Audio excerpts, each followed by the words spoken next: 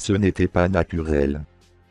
Un tsunami a frappé Hawaï et la côte ouest des États-Unis, tandis que les mondialistes restent silencieux et que Trump lance le seul véritable avertissement. Les événements du 29 juillet 2025 n'ont pas seulement semé la terreur. Le séisme de magnitude 8,8 survenu au large de la péninsule russe du Kamtchatka, l'un des plus puissants de l'histoire de l'humanité, a sonné l'alarme dans tout le Pacifique, non pas parce qu'il a surpris les autorités, mais parce que nombre d'entre elles l'ont vu venir et n'ont rien dit. La suite a provoqué une véritable onde de choc dans le Pacifique et soulevé encore plus de questions auxquelles les autorités refusent de répondre. Des vagues de tsunamis ont commencé à déferler sur Hawaï, la Californie et même des régions reculées de l'Alaska. Ni hypothétiquement, ni métaphoriquement. De vraies vagues, de vraies inondations, de vraies destructions.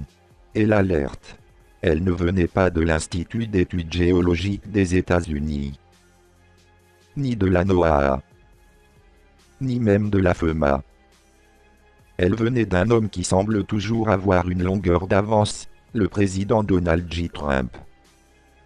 Il a tiré la sonnette d'alarme avant même que les médias grand public ne prennent la peine de s'éveiller. Pourquoi maintenant? À qui profite le chaos du Pacifique? Au cœur d'une situation d'instabilité politique, de coupe budgétaire dans la surveillance des tsunamis et de troubles mondiaux, ce séisme a frappé comme sur des roulettes.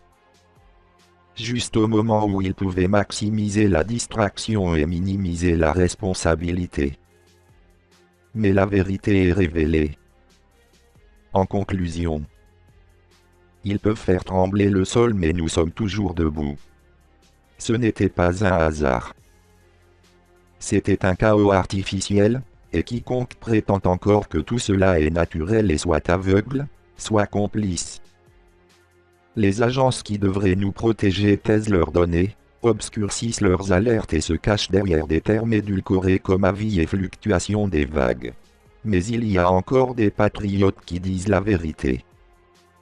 Et il y a toujours un commandant qui ne joue pas selon les règles de l'establishment. Le président Trump a averti la population avant que la vague ne frappe.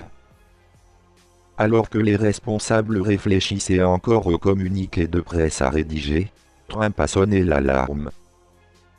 Il n'a pas attendu la permission de parler. Il a agi comme un véritable leader.